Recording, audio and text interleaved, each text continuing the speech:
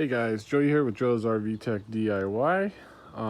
Just wanted to give you guys some quick tips here. If you own a travel trailer or on some RVs, but mostly travel trailers, the rail on this side, it normally has this black insert trim on it, okay? This one here, what I like to do on some of them is remove the insert trim, and I'll swap out the screws if the customer wants to do it with stainless steel headed screws, and in each hole I will put silicone before I put the screw back in, and you do it all the way down the rail of the RV, and then you can buy 100 feet of insert trim molding. On this specific one it's 1 inch, and replace the insert trim molding when you're done.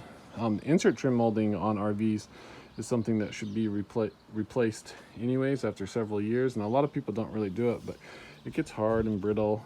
It should always be soft. It's very important. One of the reasons I do this is because the other screws, they will rust out and you will have problems with water penetrating them and going inside and doing damage to the side of your RV.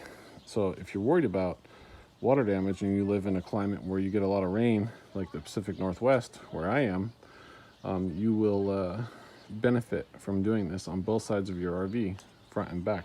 And just do them one at a time. Remove the old screw, put the same size stainless steel screw in its place. So each individual one, all the way down the RV. This is what it should look like when you're done. And then you add the insert trim molding over the top here. So another video I'll show you how to put the insert trim molding in, but it just goes on the track here on each side, here and here. I can actually just show you real quick here. I'll peel the piece up top here. I'm going to be replacing this piece, so no judgment. You see the edges there? You can just squeeze it and push it back in.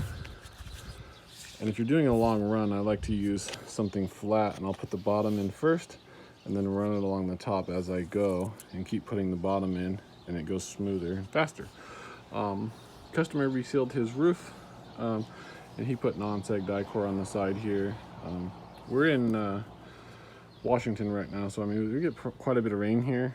So this is his work. You know, I thought it looked pretty good here on the side rail here where he put all this white non-seg Dicor. But we want to keep an eye on our RV's roofs and the J rails on the side, because when water penetrates these areas, it can actually ruin the wall, and all this on the side here can start delaminating.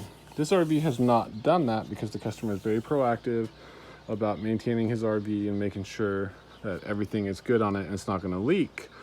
So if you guys have any questions about RV roof maintenance or what you should be looking for every year when you do your annual RV roof inspection, go ahead and comment below. I'll try to make some other videos on RV roof maintenance and stuff like that. One of the things that customers will do sometimes is they'll actually pressure wash their roof, and that's probably the last thing you want to do because it'll do more damage than good. We like to use a soft wash brush when we're washing roofs on RVs, so you want to use a soft brush and just regular hose water. You don't need high pressure. If your roof is that dirty that you need to use a pressure washer to get it clean, it's probably going to do a lot more damage than good just to get that green grime and everything off of it. This roof looks pretty good. This RV is not that old, but again, you'll have huge benefits from replacing these screws on the side with stainless steel screws and just putting a dab of silicone on each hole before you put the screw in. So make sure you do them one at a time. Don't take a whole bunch out at the same time. And if you guys have any other questions, feel free to comment below. If you haven't subscribed already, please feel free to do so. I like to post a lot of DIY RV repair videos. I'm an RV technician. I've worked on RVs since basically all my life, but 2009 is when I officially opened up my own mobile business, and you know, I've been sharing videos with you guys on YouTube since I believe 2011. So until next time, safe travels. Appreciate you guys watching. Thanks. Bye.